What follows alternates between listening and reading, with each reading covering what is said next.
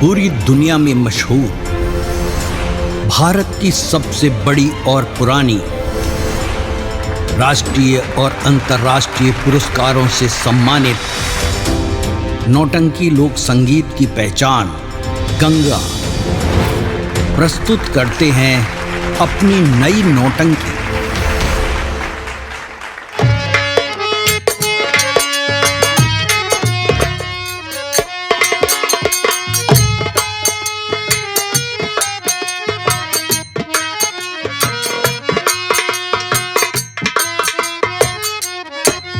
दीदी भैया, अब मुझसे रास्ता नहीं चला जा रहा है दीदी, क्योंकि माँ का दरबार बहुत दूर है।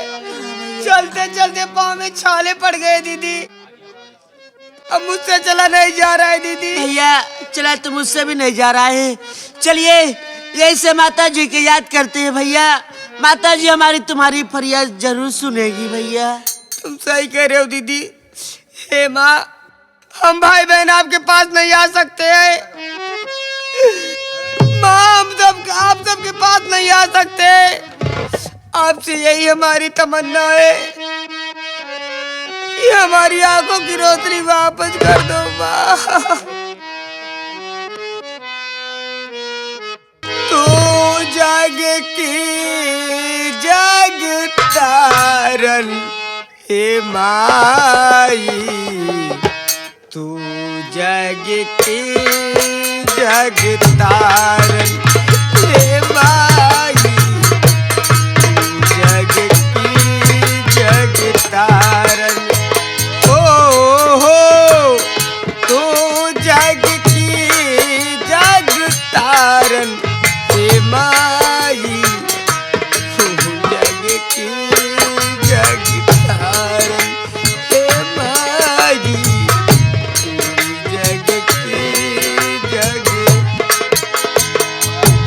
किस्मत हम सब की माँ खोटी, दे दो हमार नयन की ज्योति। किस्मत हम सब की माँ खोटी, मांग रहे नयनन की ज्योति। तू है काष्ट निवारण हे माई, तू है काष्ट निवारण हे माई, तू जग की जगतारन हे माई, तू जग की जगतारन हे माई। माँ, माँ, अगर आज हम भाई बहन की फरियाद नहीं सुनती हो तो हम भाई बहन आपकी कसम खा के कहते हैं माँ, इसी तरह चौखट पे तुम्हारे पास तो हम भाई बहन आ नहीं सकते, क्योंकि हम भाई बहन दोनों आंखों अंधे हैं और चलते चलते पैरों में छाले पड़ गए हैं। माँ, हमारी फरियाद सुनो माँ। हाँ माँ, अगर आज ये तू चमत्कार नहीं दिखाती हो, अगर आज हम भाई बहन की आंखों की रोशनी वापस नहीं लाती हो, किसी तरह चौखट में अपना सर पटक पटक के जान दे दूंगा माँ। माँ, तुम सुन रही हो? माँ, मेरी फरियाद सुनो।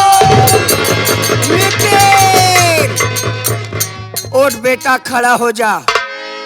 मैं दुर्गे माँ बोल रही हूँ। बेटा, मैं समझ सकती हूँ तू मेरी चौखट पे नहीं आ सकता। माँ, तेरे दुख के दिन दूर हुए, मेरी बात ध्यान से सुन बेटा। बोलो माँ। बेटा, जिस जगह तू खड़ा है उसी जगह जमीन से मिट्टी उठा और वही मिट्टी अपने बहन के आंखों पे लगा दे, और वही मिट्टी अपने आंखों पे लगा ले। तुम दोनों के आंख में रोशनी आएगी। आपकी जय हो माँ। तेरा कल्याण हो बेटा। मुझे पूरा विश्वास था कि माँ ने हमारी फरियाद जरूर सुनेगी। माँ, आपने जैसे कहा है वैसे करके देखता हूँ। आपका आशीर्वाद रहेगा माँ तो मेरी आंखों की रोशनी वापस आ जाएगी माँ। जय हो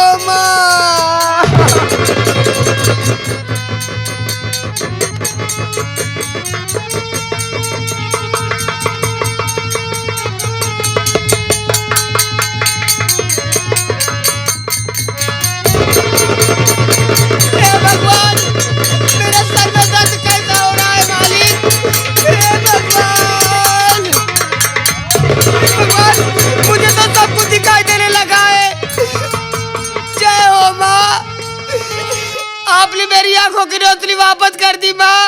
तुम कितनी दयालु हो माँ, तुम कितनी दयालु हो माँ। जैसे आपने मेरी आंखों की रोशनी मुझे वापस करी हो, वैसे मेरी बहन की भी आंखों की रोशनी वापस करो माँ। माँ तुम सुन रही हो ना, माँ ने जैसे कहा था मैं वैसे करके देखता हूँ। माता रानी चाहेंगी तो मेरी बहन की भी आंखों की रोशनी वापस आ जाएगी। जय हो माँ।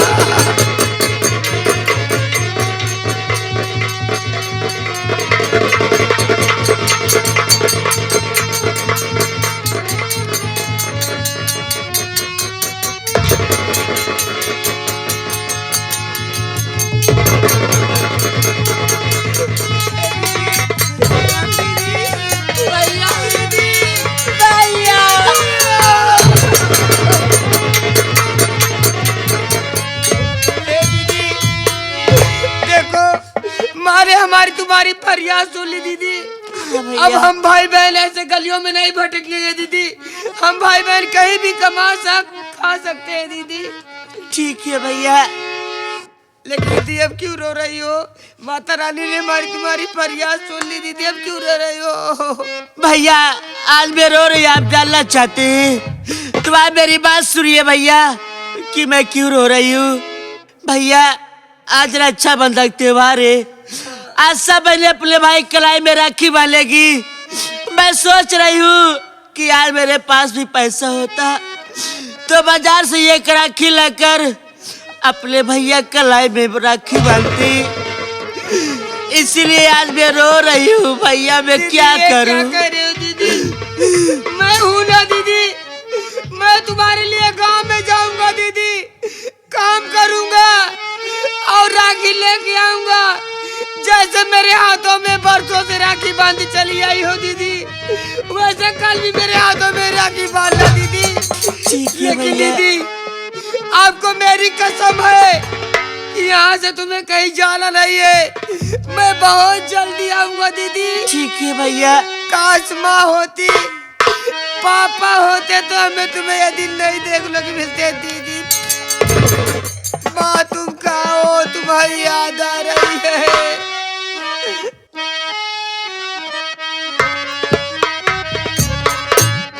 मैं नहाते कई के कितना रुपया कमैबा, अचरा के सुख दीदी कबहू न पैबू, सपना न होई कब पूरा, माई बिन जीत लिया दूरा,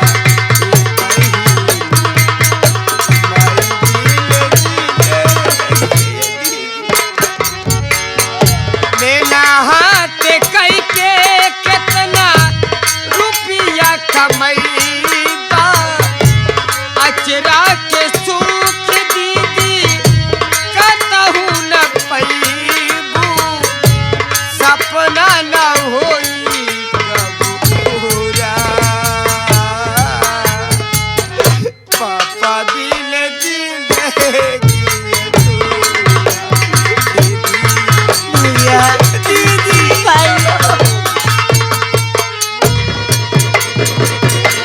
रखना दीदी।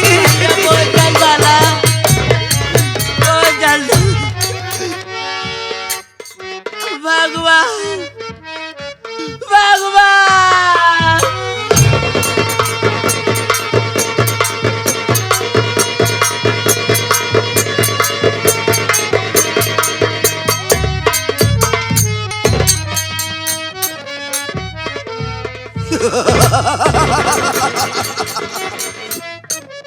वाह, मैं जिसकी तलाश कर रहा था वो तो साली रास्ते में मिल गई। ये तो साली नीलुआ है। वाह क्या जवानी है, क्या गोरा गोरा गाल है, गोरे गोरे गालों पे काला काला तिल। भला बताओ क्यों न ससुरा घायल करे दिल। लेकिन सोचता हूँ कि जब ये साली रास्ते में ही मिल गई है, सबसे पहले मैं चल रहा हूँ इसे प्यार की बातें करता हूँ। अगर ये साली हमारी बात को मान गई तो इधर सितमलाल सक्सेना की जिंदगी संवर जाएगी। कहीं साली हमारी बात को इनकार करी तो इसे साली को मैं उस जगह भेज दूंगा जहां जाने के बाद कोई वापस नहीं आता है। अरे वो लड़की, क्या है साहब? ये बता कि सुनसान जगह पर तू अकेली और आंसू क्यों बहा रही है? क्या तेरे साथ में और कोई नहीं है क्या? साहब, मेरे भैया तो साहब वो बाजार गए हैं साहब, आते होंगे साहब, लेकिन आप कैसे आ गए साहब? यानी तेरे साथ में तेरा भाई है, कमाने के लिए शहर गया है, यानी बाजार गया है। कमा कर जब वापस आएगा तो तेरे लिए राखी लेकर आएगा। हाँ साहब। कर राखी का त्योहार है, तू अपने भाई के कलाई में राखी बांधेगी। यह तो बहुत खुशी की बात है नीलुआ। लेकिन नीलुआ, ये दरोगा सितमलाल सक्सेना तुमसे एक बात कहना चाहता है। बोलिए अगर तुम साहब। हमारी छोटी सी बात मान लो तो मैं तेरे भाई से तुमसे जरूर मुलाकात करा दूंगा। लेकिन साहब वो कौन सी बात है साहब जो कि मुझे मानना पड़ेगा साहब? आप नीलुआ। बताइए तो। नीलुआ, हमारी छोटी सी बात है कि आज ये दरोगा सितमलाल सक्सेना तेरी सूरत पर दीवाना हो गया है। ये क्या कह रहे हो साहब? एक बार हंसकर मेरी बाहों में आ जा मेरी जान, नहीं। इसके बाद जिंदगी में मजा आ जाए। बस यही छोटी सी बात है।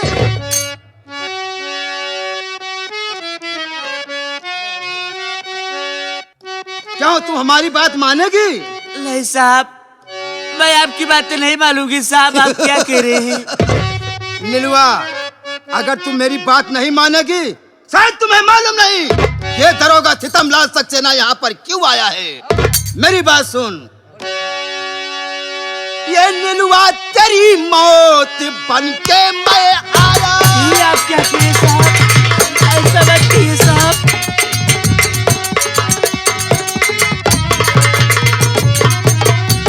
ये नीलुआ तेरी मौत बनके मैं आया।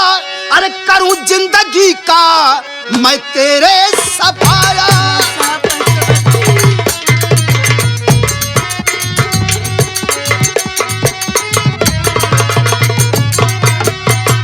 नहीं आज जिंदा अरे तुम्हें छोड़ सकता।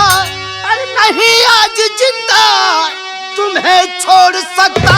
अरे तुम्हें मारने से मिले मुझको माया। साहब, ऐसा मत कहिए साहब।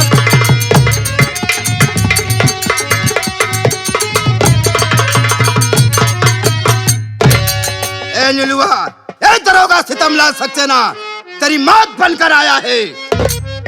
आज अगर तू हमारी बात नहीं मानेगी तो मैं साली तुझे मौत के घाट उतार दूंगा। साहब, आप मेरी बात सुनिए। मैं आपसे क्या कहना चाहती हूँ साहब कि मुझ पे दरोगा जी रहा में तोला खाओ।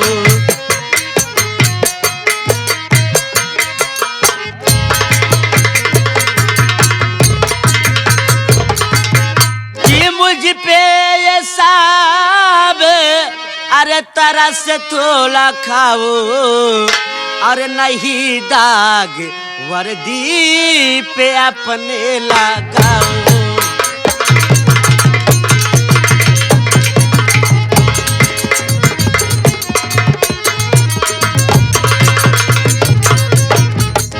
तो मुझे मारी करके तुम्हें क्या मिलेगा?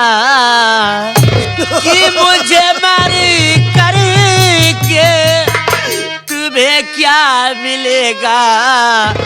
ये राखी का त्योहार न खूनी बनाओ।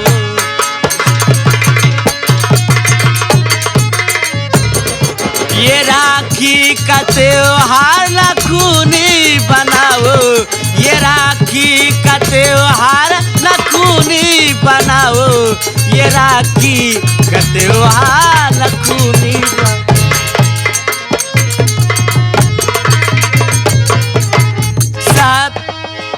आपकी क्या बिगाड़ी साहब, जो किया मुझे मार के तुम्हें क्या मिलेगा साहब? मुझे छोड़ दो साहब, मैं आपके पाँव पड़ता हूँ साहब।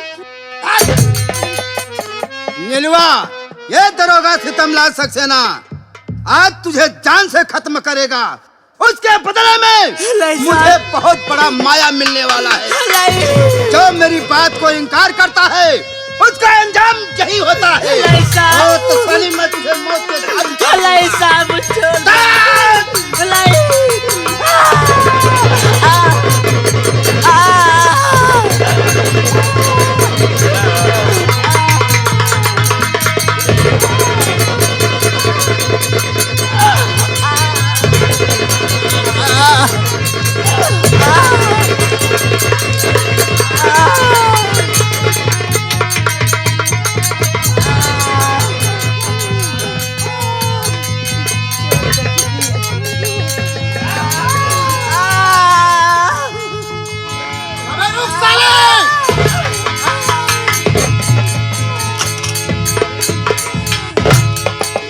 बेटी तब मत होना बेटी, तब मत होना। ये बता तेरा नाम क्या है, तू कहाँ की रहने वाली है? सितमलाल सक्सेना तुझे जान से क्यों मार रहा है बेटी? बोल बेटी। बाबूजी, आपने मुझे बेटी कहा है, बेटी शब्द सुनने के लिए मेरे काने तरस गए। क्या कर रही है बेटी तू? बोल बेटी। बाबूजी, आप मुझे जानना चाहती हैं तो बाबूजी मेरा नाम नीलू है। बाबू नीलू है? तू कहाँ की रहने वाली है बेटी? तू कहाँ की रहने वाली है?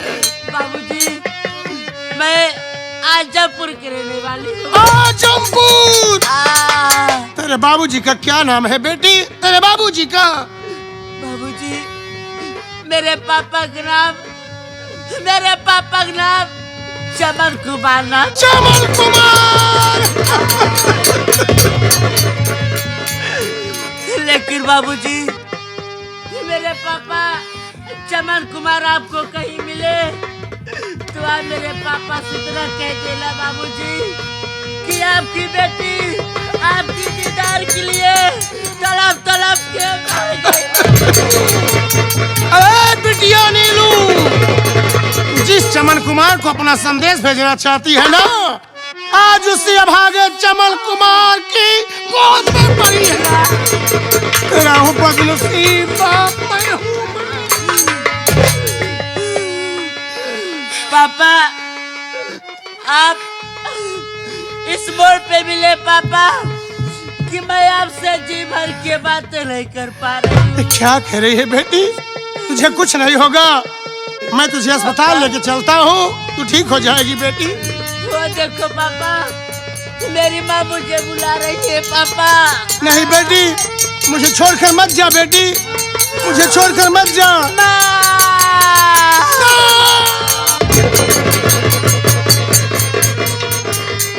वाह सितमलाल सक्सेना, तूने तो साला हमारी दुनिया ही उजाड़ कर रख दिया। जिस बेटी के लिए दिल में इतना बड़ा अरमान सजा कर रखा था कि एक दिन अपनी बेटी की बारात अपने दरवाजे पर धूमधाम से बुलाऊंगा और इसे दुल्हन बनाकर डोली में बिठाकर इसकी डोली अपने कंधे से उठाकर इसके ससुराल पहुंचाऊंगा। आज उसी बेटी को अर्थी पर सुला दिया। कसम बेटी के खून की, जब तक मैं तेरे खून से होली नहीं खेलूंगा अपनी बेटी की लाश का अंतिम संस्कार नहीं करूंगा। साथी, उठा बेटी की लाश ले चल खंडाले पर, मैं जा रहा हूं कमीने सितमलाल के पास।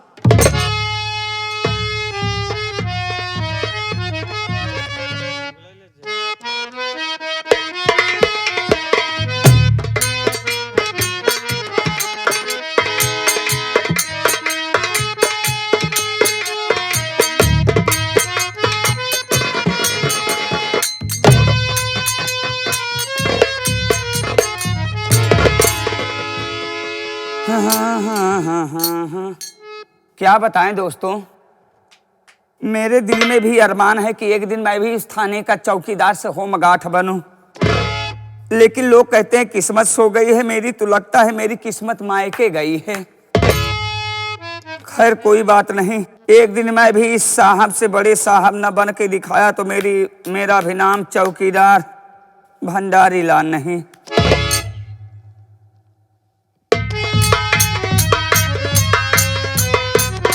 अबे चौकीदार, बहुत बुरा हो गया बे, बहुत बुरा हो गया।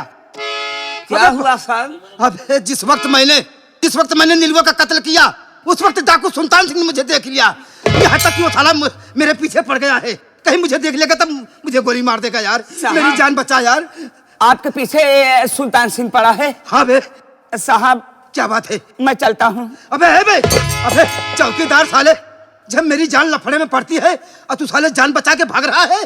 साहब मैंने सुना है कि सुल्तान सिंह जिसके पीछे पड़ता है हाथ धो के नहीं बल्कि पूरा नहा धो के। अबे लेकिन मेरी जान बचा यार, नहीं तो साला मुझे मार डालेगा यार। मैं क्या कर सकता हूँ सर?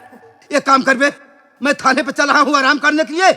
अगर कोई थाने पे आता है मुझे पूछता है तो सिर्फ इतना बताना कि इस वक्त थाने के अंदर सीतमलाल सक्सेना मौजूद नहीं है। अच्छा साहब। इस वक्त हल्के में रह रहे हैं। हाँ साहब। ठीक है, मैं चल रहा हूँ थाने पर। जी साहब आप चलिए साहब, मैं देख लूंगा।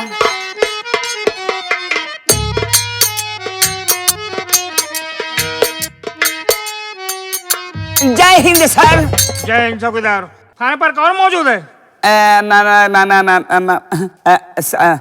सर थाने पे चौकीदार सीतमलाल सक्सेना जी हैं सर। सीतामलाल सक्सेना है? हाँ सर। जाके बोल दो एसपी साहब आए। अच्छा साहब मैं बोल दे रहा हूँ। पूरा वीडियो देखने के लिए अभी नौटंकी तमाशा चैनल खोलें या डिस्क्रिप्शन में दिए गए लिंक पर क्लिक करें।